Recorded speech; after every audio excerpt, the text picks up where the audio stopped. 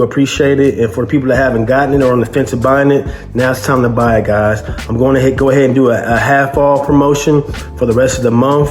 Give you 50% off the course for those who kind of on the fence or didn't have the money available to buy it. Now, hopefully, it's going to be my day ones. Try to speak up, can't say none. Try to dig dirt, there ain't none. I make the money that save up. 10 to 80, my savings. Take to the top on the base one. New car, race on. Fast lane, pace on. Where the booyah, that's a flex. Not a human, I ain't from another planet. I'ma teleport, might vanish. What is up, Innovation family? Back for another video. How's everybody doing? This is me, Brandon, your host, your friend, your neighbor. As always, remember to like the video, subscribe, hit the notification button so you can get stay on top of new videos that I post. Today's video is going to be a piggyback off the video I did last time, which was around don't go too far in debt or don't get too over leveraged where you buy too many cars when we're in the midst of a slowdown season with school being back in and people going back to work and the world kind of changing back to people being busy again. So, now's the time, guys. If you have cars in your fleet that you want to get rid of and you're over leveraged and you can't make ends meet or you're breaking even or losing money, now's the time to start getting rid of cars and coming up with a new strategy.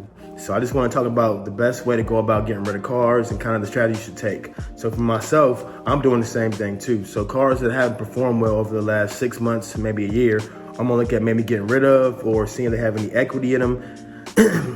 Which most of my cars have equity because I've been doing this for over 3 years. So most of my cars are almost close to being paid off, just to be transparent with you guys. So I don't feel the crunch as bad as some other people who are just getting started, who took out bigger loans.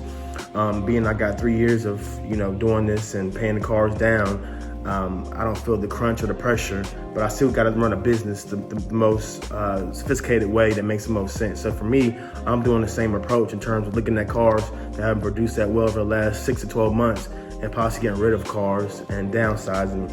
I currently have about 20 cars in my fleet. So if I got down to 15 cars and knocked out, cars that may have car payments on them or higher car payments that aren't doing well, I'm gonna do that now and kind of just wait out and see how the market turns back, maybe in 2022 or back into going to the springtime.